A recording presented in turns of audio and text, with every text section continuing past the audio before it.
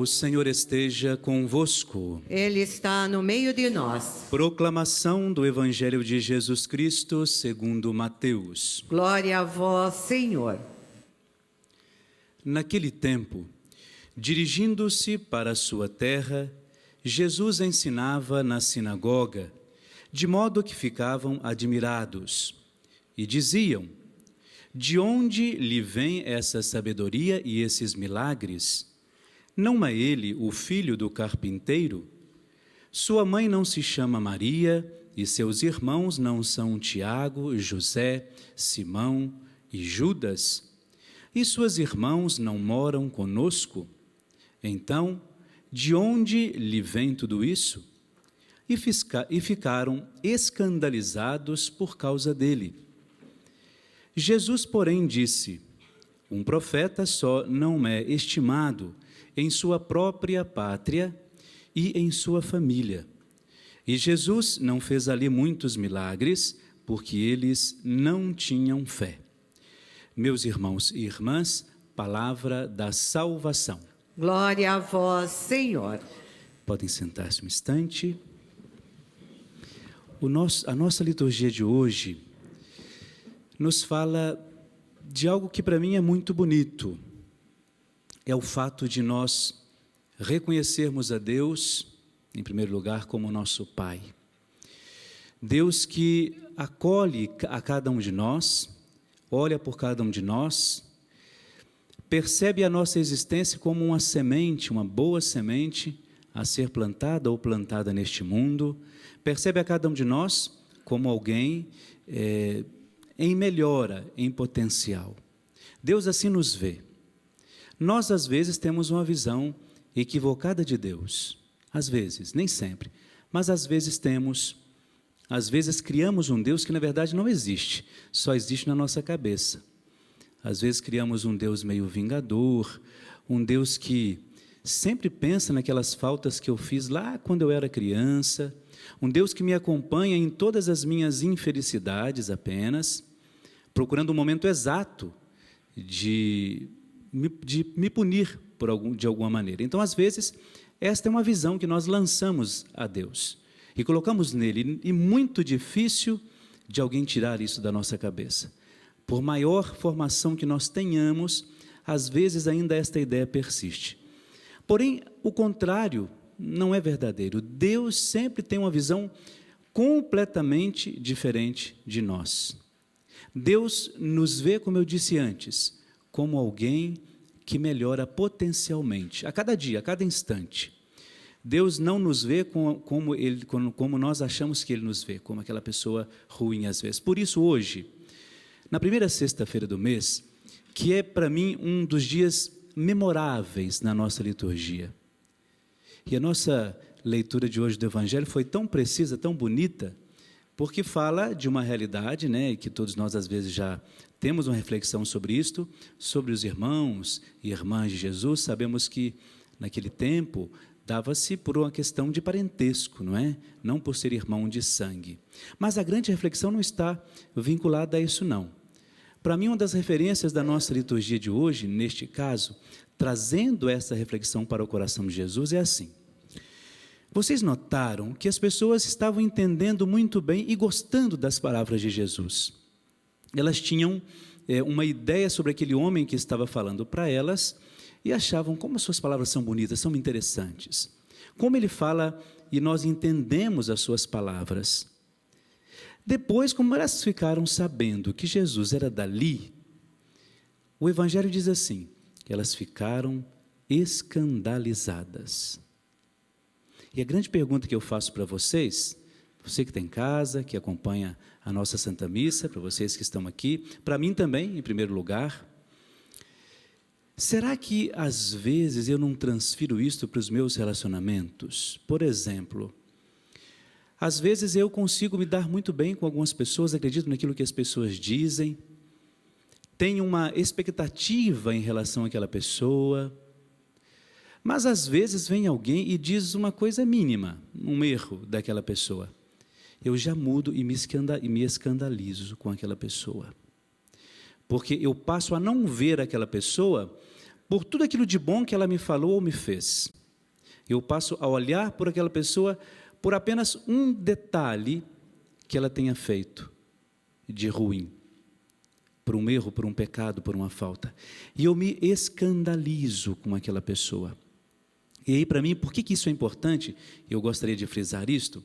Porque o coração de Jesus, ele trata de uma das virtudes, eu entendo isso como uma virtude, da mansidão.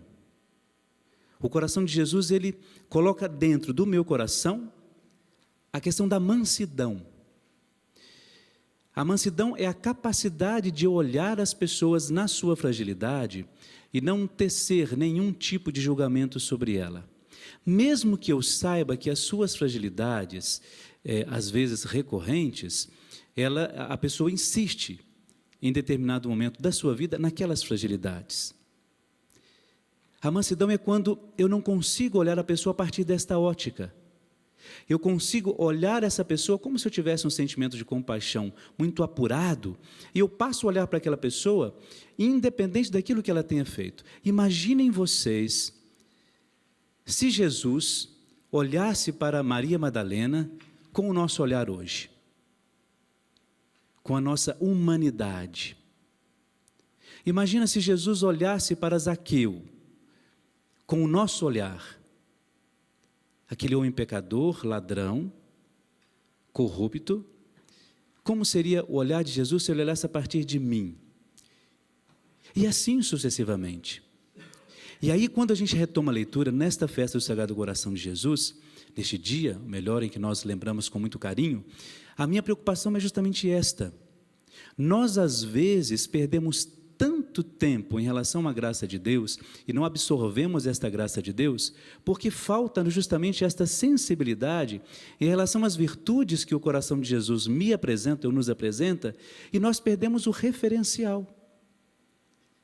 E o que nós somos convidados hoje é a perceber justamente isto. Será que nós estamos mais preocupados com o escândalo ou os escândalos que os outros fazem, ou com aquilo que eu às vezes faço e nem sempre me dou conta? Será que também no meu dia a dia eu acabo não escandalizando as pessoas com palavras duras demais, com palavras que às vezes corroem o coração das outras pessoas? E por que é que os meus erros, eles não me escandalizam? Eu sempre sou um pouco mais manso com aquilo que eu às vezes cometo. E hoje o coração de Jesus nos apresenta justamente isto: olhar primeiro as nossas feridas, aquelas que de fato tornam a nossa sensibilidade zero de sensibilidade.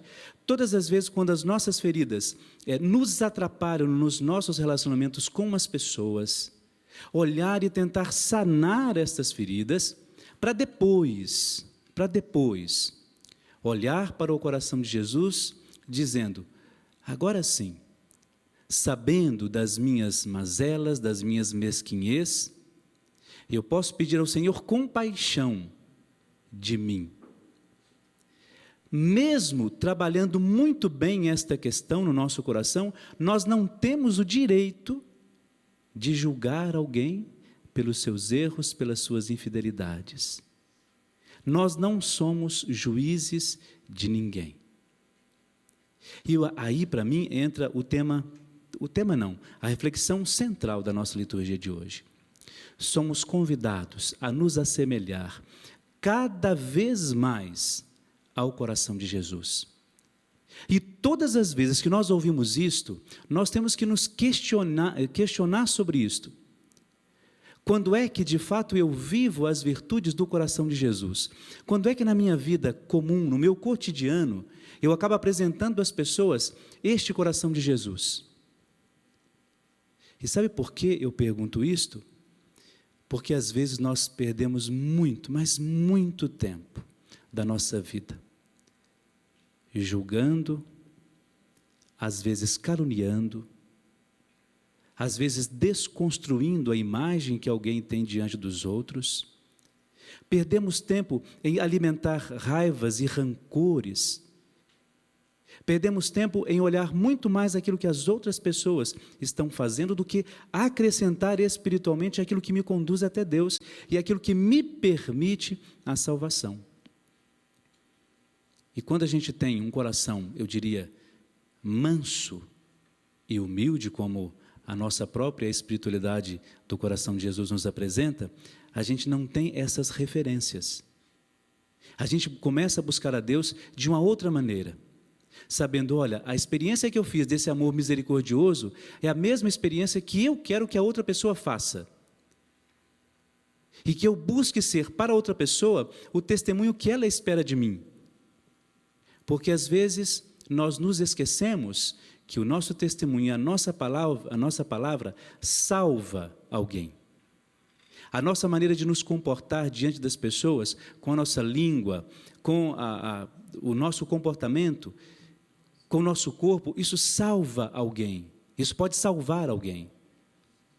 E é isso que nós hoje, na nossa liturgia, temos que pedir a Deus. Que a cada instante da nossa vida, nos nossos momentos de oração, nos nossos momentos de intimidade com Deus, que a gente peça isto, que a gente peça esta salvação pessoal aqui, que eu tenho que buscar todos os dias, que eu peça a Deus que pela sua misericórdia eu conheça a sua graça e faça com que essa graça aconteça na vida das outras pessoas. Só que a gente tem que entender que não é apenas um desejo isso, da minha parte.